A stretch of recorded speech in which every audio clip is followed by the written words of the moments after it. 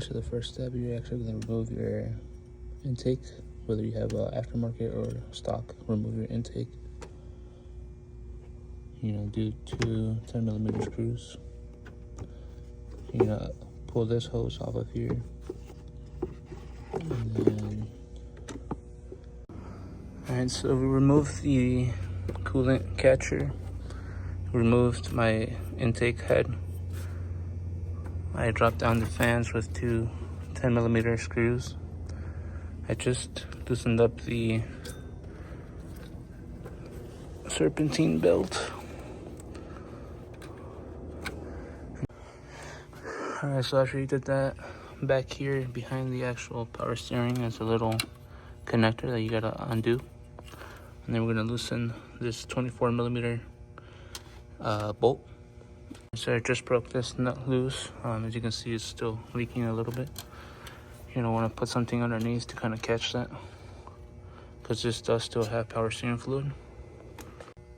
Alright, so after you undid your 24, you're gonna do your 12mm. That's right here. We're just gonna break it loose, and we're gonna leave it in there. And then there's one more nut that's actually in between the holes. Alright, so as you can see, that's the screw right there. You gotta kind of mess with this. So we just broke our second 14mm behind the actual pulley. Now you want to put a rag underneath to cover your alternator and remove this 24mm. You are going to notice that there are two washers. You should get two new ones with your power steering pump.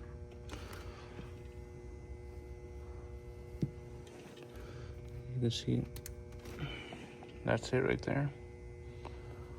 And you can remove your pressure valve, and then you should have another O-ring. As you can see here, there's 1, 2, and your pressure. Alright, y'all. So as you can see, maybe that's the screw that you want to pull out. And disconnect this and then take this off. Alright, so here's my new one. As you can see, it's already dirty, so I'm trying to put it in.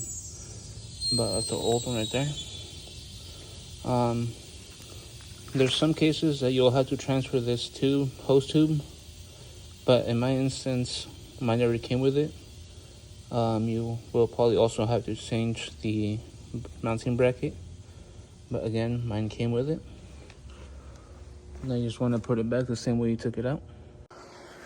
Alright, so the steering pump that I had bought, the bracket for the top part is too small, so I had to swap out my old one to my new one. As you can see, it's already put back. It's pretty aligned. I just need to tighten this 12mm and the 14mm down there, and then you pretty much build everything back up. Alright, so I tightened that 12mm that's here, and then the 14mm that's behind the actual pulley. Now you just want to put your hose back, and then grab some needle nose pliers or the hose clamp pliers and put this back in here. Alright, so as you can see, I put the clamp back on this hose, and then you want to wait to plug this back in until you're done. But next is your high pressure hose. And remember those two washers that I told you that come with the kit? There's two washers, there's O-rings in here for that. I'll show you guys how to do this. So this is how it's gonna go. It's gonna be your nut, one of the flush washers, and then that nut's gonna go in here. And then you'll put the last flat washer in here, and then you just tighten it down. So like I said, is your nut, your washer, and then your high pressure pump, and then your other washer, and you're gonna slip that right where it goes, right in there. Tighten that up.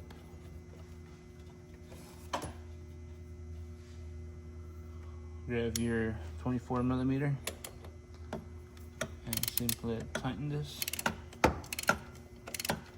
Alright, so you'll grab your 24mm, tighten that up, obviously with a torque wrench. I'll have that here in just a sec. Alright, so I just torqued it down to 42 pounds, but I did 43 just to be safe. Alright, y'all, so we just put the pump back in. We tightened our 24mm nut to 42-pound torque. Hose is back. You can still leave the plug unplugged. I just pulled the fans up. You can pull these up and kind of set your belt back into place. So we just put our belt back on. I loosened up the tensioner. When you do that, make sure the belt is actually on all the pulleys correctly. I just pulled the fans up. So now we're going to tighten these screws.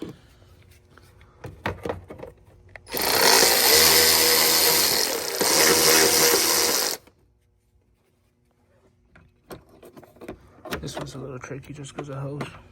Alright, so we just put our expansion tank for the coolant. We're going to tighten these two 10mm.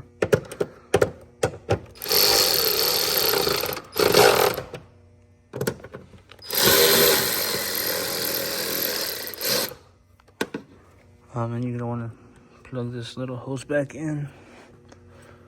Make sure it goes all the way in. And do your little tie. And then this hose right here below the tank, I can't really show you guys, but there's a clip where that hose goes. And pretty much we just want to put the hose and the clip down there. It's pretty simple. There's no special way. It's just like a little opening. After you pretty much put your fan back, all the hoses back, you don't want to pop that open and fill it up to the cold mark with the appropriate power steering fluid for your car. And so as you can see, I filled it up to the cold minimum. Now what you want to do is put your air system back. And don't start the car, but you got to go and cycle the steering wheel left 10 times to the locks and then do 10 times to the right. But let me put this back. So that we're in the car, you're going to cycle the steering wheel to the right.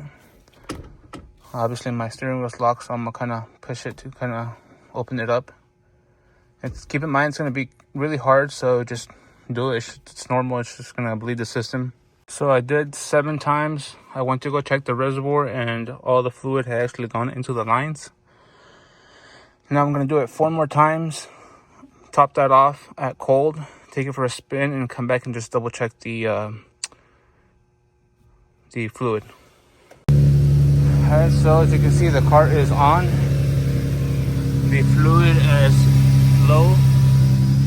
I'm just gonna take the lamp off, take this for a little drive around the shop, and then come back and just double check the fluid. Alright, so I'm taking the car for a little drive just to make sure. As you guys can see, there's no whine in the steering wheel. Super smooth.